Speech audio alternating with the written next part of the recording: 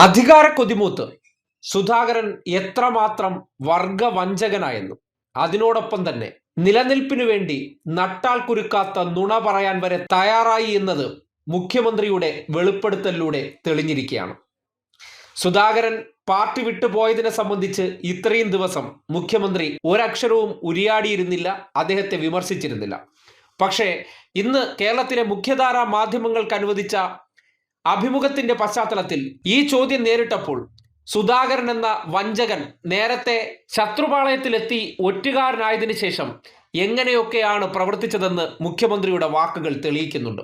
അദ്ദേഹത്തിന് അസംതൃപ്തി മാധ്യമങ്ങളിലൂടെ പ്രകടിപ്പിച്ച് പുറത്തു വന്ന സന്ദർഭത്തിൽ പോലും മുഖ്യമന്ത്രി ബന്ധപ്പെടാൻ പരിശ്രമിച്ചപ്പോൾ ഫോൺ പോലും അറ്റൻഡ് ചെയ്യാതെ മാധ്യമങ്ങൾക്ക് മുന്നിൽ എന്നെ ആരും വിളിച്ചില്ല എന്ന രീതിയിൽ നുണ പറഞ്ഞ സുധാകരനെ തൊലിയുരിച്ചു നിർത്തുന്നതാണ് മുഖ്യമന്ത്രിയുടെ പ്രതികരണം.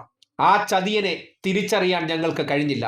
അധികാരമോഹം മൂത്ത് ഒറ്റുകാരനായി പാർട്ടിയെ കുതുകാൽ വെട്ടാൻ നിൽക്കുന്നു എന്നുള്ള യാഥാർത്ഥ്യം തിരിച്ചറിഞ്ഞില്ല, അങ്ങനെ കരുതിയതുമില്ല എന്ന് മുഖ്യമന്ത്രി തുറന്നടിച്ചു പറയുമ്പോൾ പ്രസ്ഥാനത്തിനകത്ത് നിന്നുകൊണ്ട് യൂദാസ് പണിയെടുത്ത വ്യക്തിയാണ് സുധാകരൻ എന്ന് ആ വാക്കുകൾ തെളിയിക്കുന്നുണ്ട്. ജി സുധാകരൻ എന്ന് പറയുന്നത് ഞങ്ങളുടെ ഏറ്റവും പ്രധാനപ്പെട്ട സഖാവായിരുന്നല്ലോ. അദ്ദേഹം മറ്റൊരു കൂട്ടറുമായിട്ട് ആലോചിക്കാൻ പോകുന്ന ആരെങ്കിലും കണക്കാക്കാൻ പറ്റുമോ? ഞങ്ങളെല്ലാം സാധാരണ മനുഷ്യരെ വിശ്വസിക്കുന്നവരല്ലേ. അതിന്റെ കൂട്ടത്തില് മറ്റ് നിലപാടുകളുണ്ട് എന്ന് ചിന്തിക്കാനാവില്ലല്ലോ. അപ്പോൾ അങ്ങനെ ചിന്തിക്കാൻ പറ്റാത്ത തീർത്തും വഞ്ചനാപരമായ നിലപാടാണ് സുധാകരൻ സ്വീകരിച്ചത്. എന്താണ് വസ്തുത? ഒരു സഖാവെന്നത് പോട്ടെ, സാധാരണ മനുഷ്യന് ചേരാത്ത രീതിയിലുള്ള വഞ്ചനയാണ് അദ്ദേഹത്തിന്റെ ഭാഗത്തുണ്ടായത്. ഞാൻ അദ്ദേഹത്തിന് എന്തെങ്കിലും തരത്തിലുള്ള വ്യതിയാനം വരുമെന്ന് ഞാൻ കണക്കാക്കിയിട്ടില്ല. പക്ഷെ വ്യതിയാനം വരുന്നു എന്ന് മനസ്സിലാക്കിയപ്പോൾ ഞാൻ അദ്ദേഹത്തെ ബന്ധപ്പെടാൻ ശ്രമിച്ചു. ഞാൻ 3 തവണ അദ്ദേഹത്തെ വിളിച്ചു. കാലേക്കുട്ടി തീരുമാനിച്ചുള്ള ഒരു നീക്കമായിട്ട് ഇപ്പൊ മനസ്സിലാക്കാൻ പറ്റും. പക്ഷെ ഞങ്ങൾക്കത് മനസ്സിലാക്കാൻ കഴിഞ്ഞിരുന്നില്ല എന്നുള്ളത് വസ്തുതയാണ്. ഞങ്ങൾക്ക് ഒരാശങ്കയില്ല, ഒരു തരത്തിലുള്ള പോറലും ആലപ്പുഴയിലെ പ്രസ്ഥാനത്തിന് ഏൽക്കുമെന്ന ഒരു ധാരണയും ഞങ്ങൾ. ഇതിനേക്കാൾ വിശദീകരിച്ച് ആ വിഷയത്തിൽ ഒന്നും പറയാനില്ല.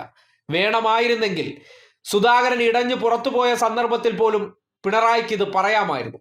എന്തുകൊണ്ട് അപ്പുറത്തെ പാളയത്തിലെത്തിയതിനു ശേഷവും പിണറായി വരുന്നതിൽ സന്തോഷമുണ്ട് എന്ന് തള്ളിവിട്ടു എന്നാൽ പിണറായി ഒരിക്കലും വിമർശിക്കരുത് എന്ന് അദ്ദേഹം ആഗ്രഹിച്ചിരുന്നു.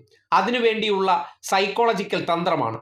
പക്ഷേ പറയേണ്ട കാര്യം പറയേണ്ടടുത്ത് പറയേണ്ടതുപോലെ പറയും എന്നതാണ് പിണറായി ശൈലി. അതുകൊണ്ടാണ് ഇന്നിപ്പോ സുധാകരനുമായി ബന്ധപ്പെട്ട ചോദ്യത്തിൽ അണുകിട തെറ്റാതെ എന്താണ് സംഭവിച്ചത് എന്ന കാര്യത്തെക്കുറിച്ച് അദ്ദേഹം കൃത്യമായി വിശദീകരിച്ചത്.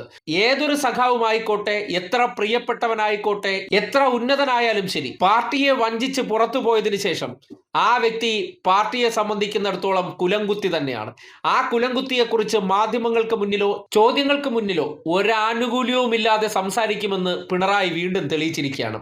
അത് നേരത്തെ മറ്റു പല വാക്കുകളിലാണ് പ്രസിദ്ധി ആർജിച്ചിട്ടുണ്ടെങ്കിൽ സുധാകരന്റെ കാര്യത്തിൽ അത്തരമൊരു വാക്ക് ഉപയോഗിച്ചിട്ടില്ലെന്നേ ഉള്ളൂ. ബാക്കിയുള്ള കാര്യങ്ങളെല്ലാം കൃത്യമായിട്ട് പിണറായി പറഞ്ഞു വെക്കുമ്പോൾ ഒരു കപടനെ, ഇത്രയും കാലം പാർട്ടി സഖാക്കൾ നെഞ്ചിലേറ്റിയ ഒരു ഒറ്റുകാരന്റെ മുഖം മൂടി വലിച്ചു കീറുന്നതായിരുന്നു ആ പ്രതികരണമെന്ന് നിസ്സംശയം പറയാം.